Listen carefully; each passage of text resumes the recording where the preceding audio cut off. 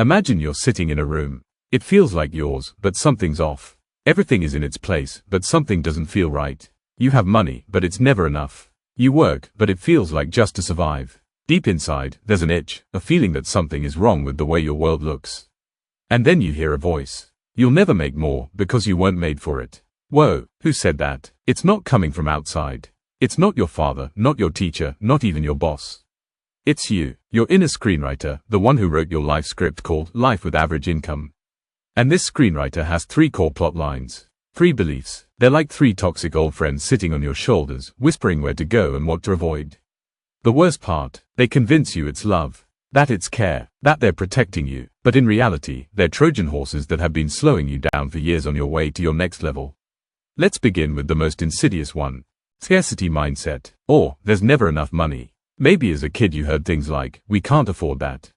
Or, the rich are dishonest. Or maybe you just watched your mom always pick the cheapest of the cheap, like from a survival catalog. And your brain, still soft and moldable, formed under one dominant feeling, lack. Money became something that is always missing. Money is like water in a desert. And when you finally get some, you must hold on tight, because tomorrow it might all be gone. That's the scarcity mindset. It's not just fear, it's a filter you use to see the world. Through it, opportunities look like dangers. You don't invest because, what if I lose it all? You don't change jobs because, better the devil you know than the one you don't. And the irony, that mindset, which promises safety, robs you of growth. A brain high on scarcity doesn't think strategically. It reacts, like a cornered mouse. Even if the door to a better life is wide open, you don't step through it. Because, what if it's worse over there? You're not poor because you lack money. You're poor because your mind fears wealth. It's used to living in a dark basement of financial stress, and thinks that's home. And now it gets even wilder. Because belief number 2 is even sneakier. 2. Making money is hard. Brutally hard. You don't just think this, you feel it in your bones. As soon as an idea to make more money pops up, your nervous system curls up like a snail.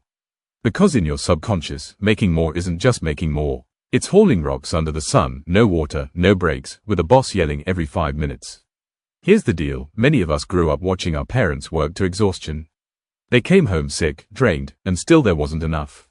And so you formed a connection, work equals suffering, money equals pain, so the idea of making more automatically feels like suffering more. And your brain, naturally avoiding pain, says, maybe I don't need more. Maybe this is fine, my neighbor survives on minimum wage and doesn't complain. You start convincing yourself, I'm doing okay. But inside, you're burning up. Your soul wants out of this financial cage. But your mindset says, want more. Prepare to suffer. And here comes another trap. Even when you find a way to make money creatively, with ease and joy, a strange guilt kicks in. Like, wait, am I a fraud? How did I make in an hour what others earn in a day? And your brain wants to destroy it all. Because it feels undeserved. Unreal. Wrong. This belief is toxic. It makes you avoid the best opportunities. Because you don't want hard work, but you don't allow yourself easy work either. So you end up stuck in financial purgatory. And only one thing can break this, rewiring your brain. Giving yourself permission to believe, earning can feel good. You can love what you do and get paid well. Now let's be honest. You already thought of something personal. Belief right? Number 3 is a bomb. I'm not worthy of big money. This isn't just a thought anymore. It's an identity, deeper than fear, deeper than logic. It's a program that runs in the dark while you sleep, whispering, that's not your level. Big money is for others. Seriously, you don't even know how to use Excel properly. You look at people making thousands, tens of thousands, and you feel mixed emotions, a bit of envy, a bit of anger. But the worst is the inner silence, a quiet, deaf belief, I'm not that kind of person. This may come from how you were raised. Maybe you heard things like, don't stand out. The rich are greedy. The most important thing is to be a good person, not to care about money.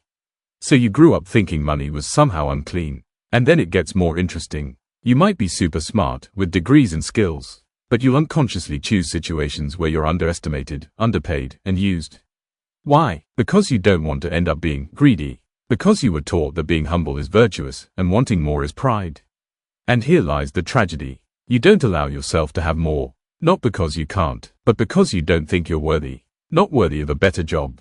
Not worthy of better clients. Not worthy of a decent income. And here begins the magic of self-sabotage. You set yourself up, you get an opportunity, and don't reply. A potential client reaches out, and you delay your response. The problem isn't knowledge. It's not the market, not competition. It's your invisible ceiling. I'm not the kind of person who's allowed to have more.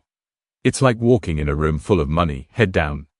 Because deep inside, there's a break. I'm not enough. I haven't earned it. Maybe one day. But here's the key. You don't have to earn a worthy life. You already have the right to live well. Not when you lose weight. Not when you get another degree. Not when you prove something. Now, because money isn't a reward for pain. It's a resource for growth. It's air. You don't need to deserve it. You just need to breathe it. And yes, it's hard. Changing your identity is like tearing off your skin. But you know what? It's worth it. Because you no longer want to live in a world where you constantly diminish yourself. Where you're afraid of your own ambition. Where you place your own limits. Now you see, these 3 beliefs, they're not just thoughts. They're the foundation, the soil your actions grow from. And as long as they're there, nothing changes.